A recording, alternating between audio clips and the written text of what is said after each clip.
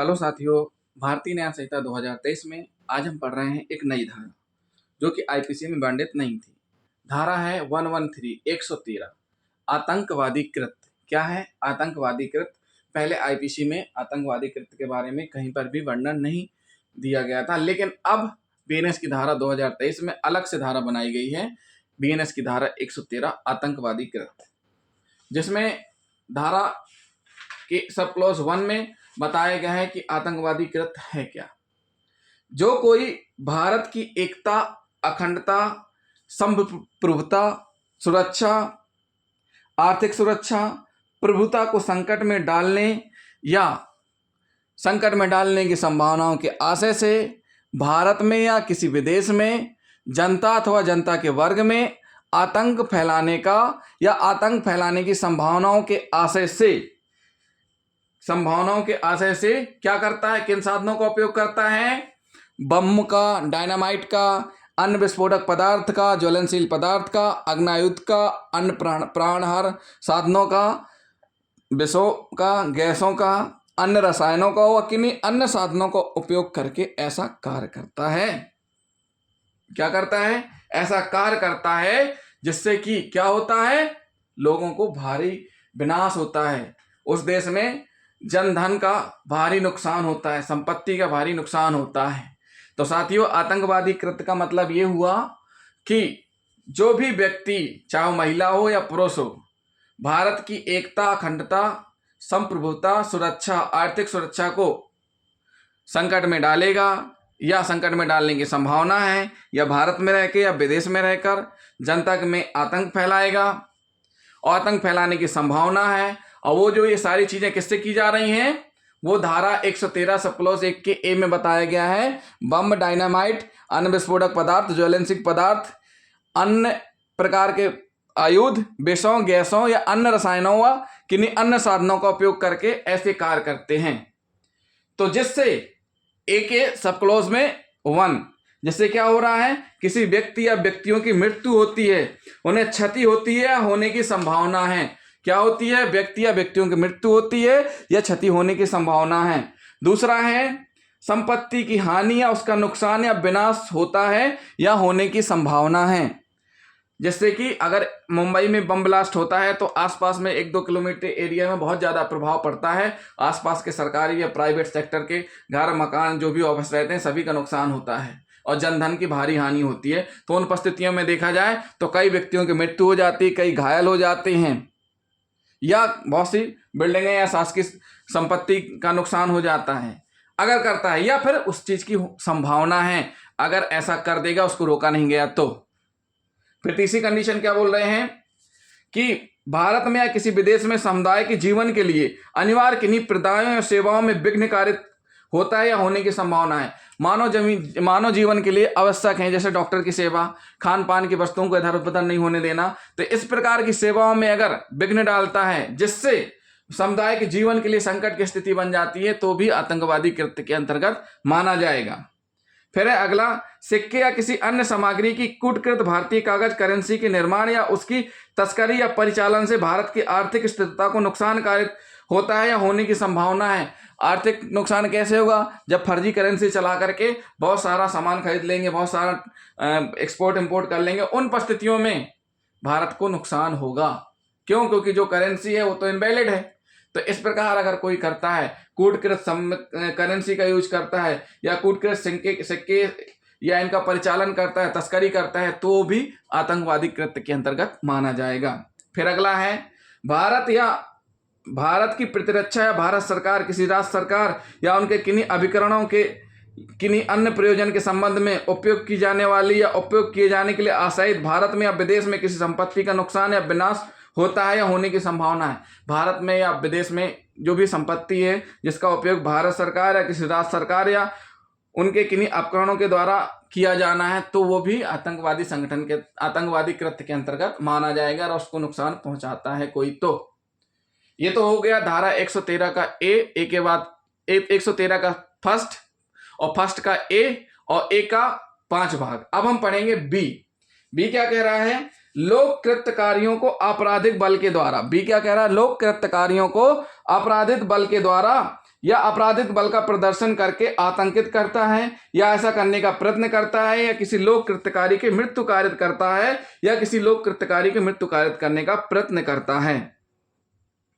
लोक कृत्यकारी की क्या कर रहा है, मृत्यु करता है या प्रयत्न करता है, तो वो भी आतंकवादी कृत्य माना जाएगा। फिर अगला है सी, किसी व्यक्ति को निरुद्ध करता है, किसी व्यक्ति को निरुद्ध करता है, व्यापरण करता है, अपहरण करता है, क्या करता है, अपहरण करता है, या ऐसे व्यक्ति को मारने या क्षति पहुंचाने को धमकी देता है, या भारत सरकार, किसी राज्य सरकार या किसी विदेश की सरकार या किसी अंतर्राष्ट्रीय अंतर सरकारी संगठन या किसी अन्य व्यक्ति को कोई कार्य करने या किसी कार्य को करने से रोकने के लिए, बाध्य करने के लिए कोई अन्य कार्य करता है, तो आतंकवादी कार्य माना जाएगा। मान लीजिए किसी का किडनैप कर लिया, किसी को कब्जे में ले लिया, फिर उससे अपनी मनमानी करवाना, अपना जो भी है वो काम करवाना, किसी देश के शासन को झुकाना, एक देश के कुछ नागरिकों को हाईजैक करके अपने कब्जे में ले लिया, फिर कहा कि बदले में हमारे आतंकियों को छोड़ो।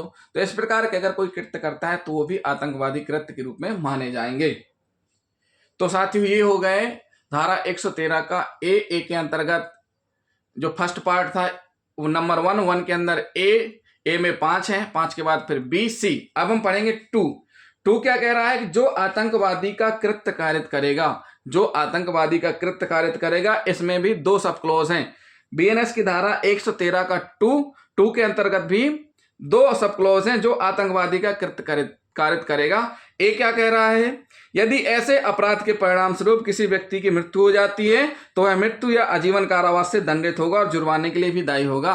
अगर इस प्रकार के कृत्य से, आतंकवादी कृत्य से किसी की मृत्यु हो जाती है तो मृत्युदंड, आजीवन कारावास व जुर्माने से दंडित किया जाएगा। फिर बी क्या कह रहा है इसी का, किसी अन्य मामले में, मतलब मृत्यु नहीं हो रही है, क्षति हो रही है, या दूसरे मामलों में जैसे फर्जी करेंसी या अदर किसी प्रकार का नुकसान कर रहे हैं, तो उस मामले में आतंकवादी कृत्य किया गया होना चाहिए बस। अगर उसके द्वारा आतंकवादी कृत्य किया गया है जिसमें मृत्यु कारित नहीं की गई है, तो ऐसी स्थिति में कम से कम 5 वर्ष तक का कारावास, जो कि आजीवन कारावास तक हो सकेगा, और जुर्माने के लिए भी दायी होंगे। तो धारा ये हो गई 2 ए और बी। अब बीएनएस की धारा 113 का सब क्लॉज 3 क्या कह रहा है, 3 कह रहा है कि जो कोई आतंकवादी कृत्य को कारित करने का षड्यंत्र, प्रयत्न करता है या पक्ष समर्थन करता है या दुष्प्रेरण करता है, सलाह देता है या उद्दीप्त करता है या प्रत्यक्ष रूप से जानते हुए उसे आसान बनाता है या किसी आतंकवादी कृत्य को प्रारंभ करने के लिए कोई कार्य करता है, तो वह ऐसी अवधि के कारावास से दंडनीय होगा जो 5 वर्ष से कम नहीं होगा किंतु आजीवन कारावास तक हो सकेगी और जुर्माने से भी दायी होगा। 113 का 3 कह रहा है कि षड्यंत्र करना, मतलब एक प्लान बनाना कि इस देश में ऐसा हमें विनाश करना है, या देश के अंदर प्लान बनाना किस प्रकार से हमें विस्फोट करना है। फिर कोशिश करना, प्रयत्न भी कर ली लेकिन सक्सेस नहीं हुए। अब प्रयत्न के बारे में हम आपको पहले बता चुके हैं, प्रयत्न क्या होता है। फिर आतंकवादी जो कृत्य हैं, आतंकवादी लोग हैं, उनको उनके पक्ष में समर्थन करना। जैसे कोई आतंकवादी संगठन अपने देश में हमला करता है तो उस आतंकवादी संगठन का जो भी समर्थन करेगा वो भी दंडनीय माना जाएगा। अगर आतंकियों को दुष्प्रेरित करता है, बुरी प्रेरणा देता है इस प्रकार के कृत्य करने के लिए, उनको सलाह देता है, उनको उद्दीप्त करता है, उत्प्रेरित करता है, लाभ का लालच देकर, रुपए पैसे देकर, तो भी वह अपराध है, चाहे वह प्रत्यक्ष हो या अप्रत्यक्ष हो। और साथ ही साथ प्रत्यक्ष रूप से जानते हुए आसान बनाता है उनके कृत्यों को, तो भी दंडनीय माना गया है। और साथ ही साथ आतंकवादी कृत्य को प्रारंभ करने के लिए कोई कार्य करता है, जहां से आतंकवादी कार्यवाही प्रारंभ होनी है उसके लिए, जैसे रेकी करना हो या देखरेख करना हो या किसी प्रकार की मदद करना हो, अगर करता है तो वो भी इसके अंतर्गत दंडनीय माना जाएगा, जिसको कम से कम 5 वर्ष, अधिकतम आजीवन कारावास हो सकेगी और जुर्माने से भी दंडित किया जाएगा। अब हम पढ़ेंगे भारतीय न्याय संहिता 113 का सब क्लॉज 4 क्या कह रहा है, जो कोई आतंकवादी कृत्य का प्रशिक्षण देने के लिए किसी कैंप या किन्हीं कैंपों का आयोजन करता है या आयोजन किया जाने कारित करता है या आतंकवादी कृत्य को कारित करने के लिए किसी व्यक्ति या किन्हीं व्यक्ति को भर्ती करता है या भर्ती किया जाना कारित करता है, तो वह ऐसी अवधि के कारावास से दंडनीय होगा जो कम से कम 5 वर्ष नहीं, कम से कम 5 वर्ष, मतलब न्यूनतम 5 वर्ष और अधिकतम आजीवन कारावास। 5 वर्ष तक नहीं, आजीवन कारावास तक रहेगा, लेकिन मिनिमम 5 वर्ष ही रहेगा और जुर्माने से भी दायी होगा। जो कोई अभी बीच में आपने पढ़ा होगा न्यूज में कि भोपाल रायसेन के पास कोई जंगल में कैंप वैम्प लगा करके आतंकवादी गतिविधियां कारित कर रहे थे। तो इस प्रकार के आतंकवादी गतिविधियां कारित करना या उनको प्रशिक्षण करना देना कि भाई आप इस संगठन के लिए काम करो, ऐसा करना वैसा करना, उनको बुरी प्रेरणा देना, उनको अपने में जोड़ना, अगर कोई इस प्रकार से प्रशिक्षण देता है या इस प्रकार के कैंपों का आयोजन करता है तो वह भी अपराध माना जाएगा। और उस कैंपों के लिए भर्ती करता है तो अपराध है, जिसमें न्यूनतम 5 साल, अधिकतम आजीवन कारावास और जुर्माना से दंडित किया जाएगा। फिर है धारा 113 का सब क्लॉज 5, बीएनएस की धारा 113 का सब क्लॉज 5। जो कोई